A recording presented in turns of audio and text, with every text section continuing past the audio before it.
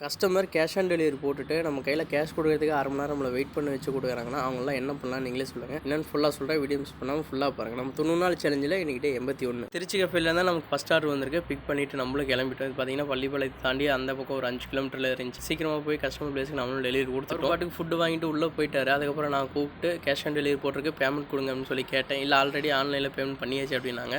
இல்லை பண்ணலைங்க அப்படின்னு சொல்லிட்டு நான் ப்ரூஃப் காட்டினேன். இல்லை அப்படின்னு சொல்லிட்டு அவர் ஒத்துக்கவே இல்லை. அதுக்கப்புறம் யார் ஆர்டர் போட்டாங்களோ அவங்களை கூப்பிடுங்க, நான் பேசிக்கிறேன் அப்படின்னு. அவங்க குளிக்கிறாங்க, அங்கே இருக்காங்க இங்கே இருக்காங்கன்னு சொல்லிவிட்டு என்னை ஒரு 1/2 hour வெயிட் பண்ண வச்சு அதுக்கப்புறம் தான் நம்மகிட்ட பேமெண்ட்டே கொடுத்தாங்க. இதே சின்ன ஆர்டராக இருந்துச்சுன்னா நான் கண்டிப்பாக கேன்சல் பண்ணுங்கள் அப்படின்னு சொல்லிவிட்டு நான் வந்திருப்பேன்.